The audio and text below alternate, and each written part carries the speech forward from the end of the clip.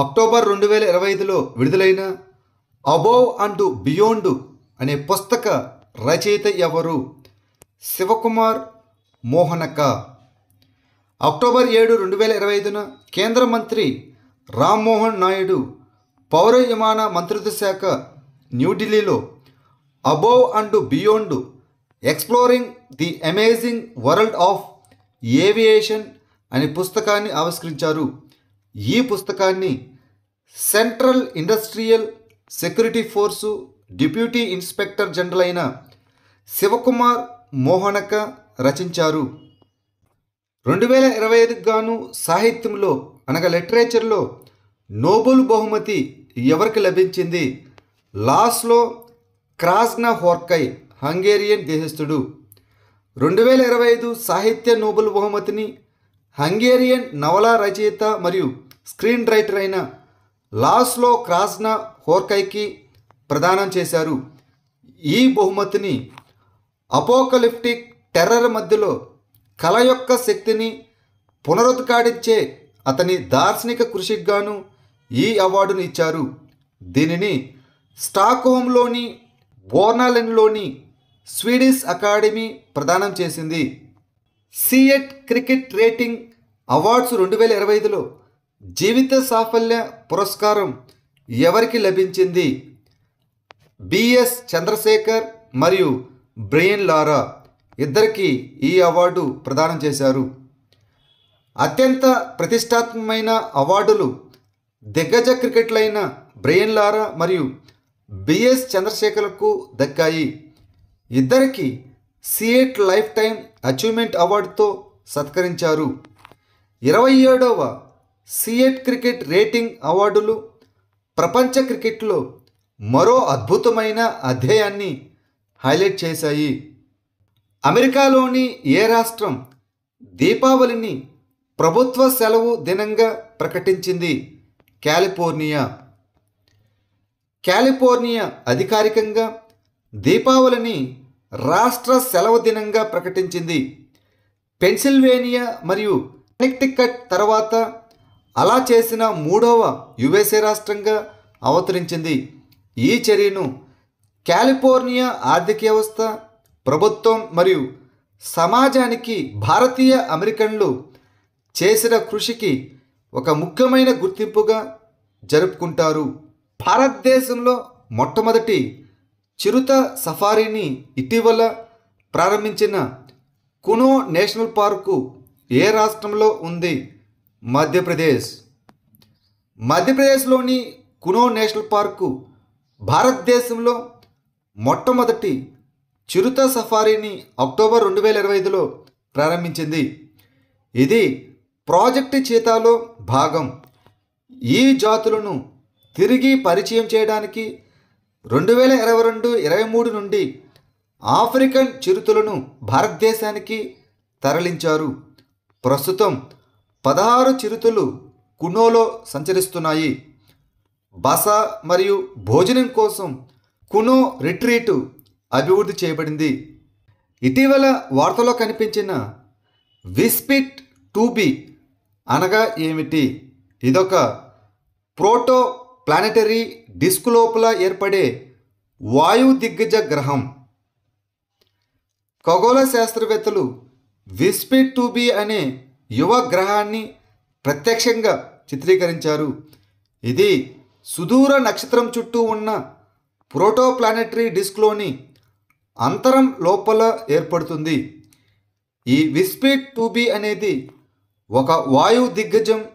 ఇది బృహస్పతి ద్రవ్యరాశికి 5 రెట్లు ఎక్కువ మరియు కేవలం 5 మిలియన్ సంవత్సరాల వయసు మాత్రమే ఉంది. మలే మహదేశ్వర వన్యప్రాణుల అభయారణ్యం ఏ రాష్ట్రంలో ఉంది? కర్ణాటక. మలే మహదేశ్వర వన్యప్రాణుల అభయారణ్యం కర్ణాటకలోని చామరాజనగర్ జిల్లాలోని పశ్చిమ మరియు తూర్పు కనుమల కూడల్లో ఉంది. దీనిని 2013లో వన్యప్రాణుల అభయారణ్యంగా ప్రకటించారు. ఇది బిలిగిరి రంగస్వామి ఆలయం tiger reserve, Sathyamangalam tiger reserve మరియు కావేరి వన్యప్రాణుల అభయారణ్యంతో కలిసి ఉంది. ఇది శివుడికి అనగా మహాదేశ్వర అంకితం చేయబడిన ప్రసిద్ధ మలే మహదేశ్వర ఆలయానికి నిలయం. Online national drugs licensing system పోర్టల్ను ఏ సంస్థ అభివృద్ధి చేసింది? Centre for development of advanced computing, CDAC.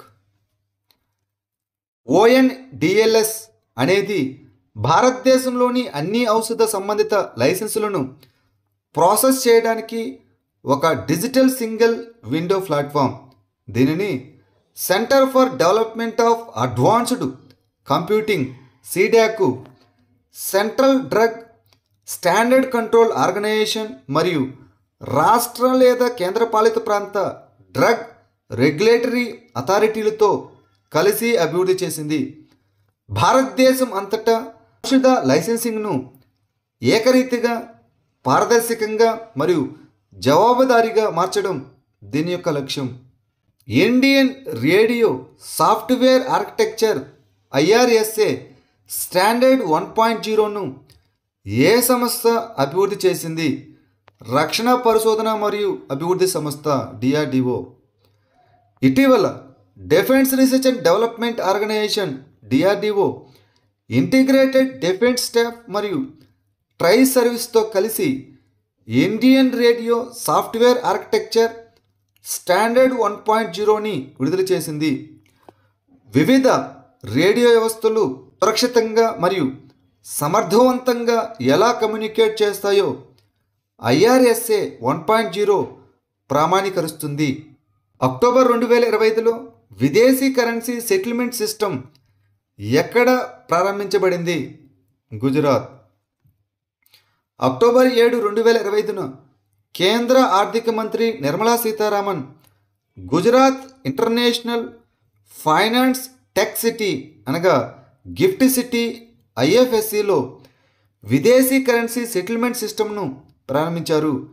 ఈ గిఫ్ట్ సిటీ అనేది అహ్మదాబాద్ మరియు గాంధీనగర్ మధ్య 886 ఎకరాల్లో విస్తరించి ఉన్నటువంటి గ్లోబల్ ఫైనాన్స్, ఇన్సూరెన్స్, ఫిన్టెక్ మరియు క్యాపిటల్ మార్కెట్ల కోసం భారతదేశంలోని మొట్టమొదటి ప్రత్యేక ఆర్థిక జోన్, SEZ అనగా స్పెషల్లీ ఎకనామిక్ జోన్.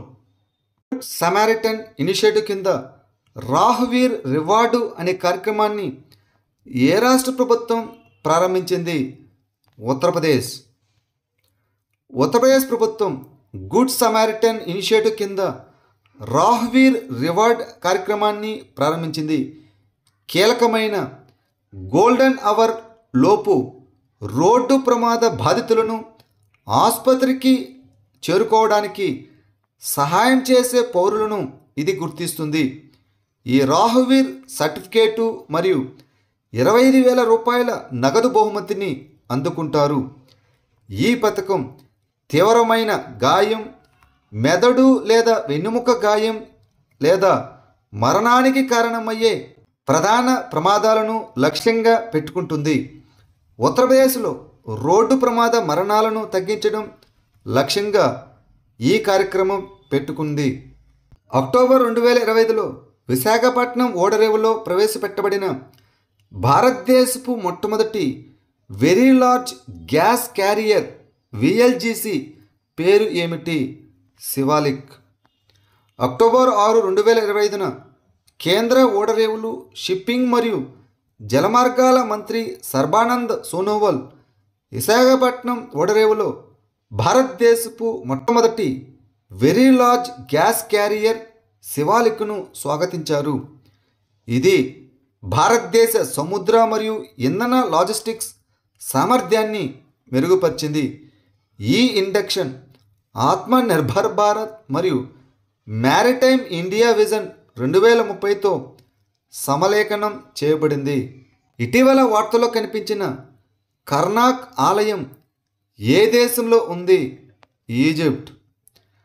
కర్నాక్ ఆలయ సముదాయం ఈజిప్ట్లోని లక్సోర్లో నైలు నది తూర్పు ఒడ్డున ఉంది. ఇది 2055 BC మరియు 100 AD మధ్య అమూన్, ముట్ మరియు కోన్సు దేవతలకు అంకితం చేయబడిన కల్ట్ ఆలయంగా నిర్మించబడింది. ఇది ఇప్పటి వరకు నిర్మించిన అతిపెద్ద మతపరమైన భవనం మరియు పురాతన ఈజిప్షియన్లు దీనిని the most select of places అని పిలిచారు. ఇది యునెస్కో ప్రపంచ వారసత్వ ప్రదేశంగా గుర్తించబడింది. 2024-25 ఆర్థిక సంవత్సరానికి ట్రేడ్ వాచ్ త్రైమాసిక నివేదిక యొక్క 4వ ఎడిషన్ను ఏ సంస్థ విడుదల చేసింది? నీతి ఆయోగ్. 2024-25 ఆర్థిక సంవత్సరం Q4 కోసం ట్రేడ్ వాచ్ క్వార్టర్లీ యొక్క 4వ ఎడిషన్ను నీతి ఆయోగ్ అక్టోబర్ 6, 2025న న్యూఢిల్లీలో విడుదల చేసింది. ఇది భారతదేశం యొక్క వాణిజ్య పనితీరు యొక్క సమగ్ర అంచనాను అందిస్తుంది. ఇది వస్తువులు మరియు సేవల ఎగుమతులు, దిగుమతులు మరియు ప్రపంచ డిమాండ్ ధోరణులను కవర్ చేస్తుంది. ఉత్తర అమెరికా అగ్ర ఎగుమతి మార్కెట్, అదేవిధంగా యుఏఈ భారతదేశం యొక్క 2వ అతిపెద్ద దిగుమతి వనరులుగా మారింది. డెహ్రాడూన్ లిటరేచర్ ఫెస్టివల్ 2025 యొక్క 7వ ఎడిషన్ యొక్క థీమ్ ఏమిటి?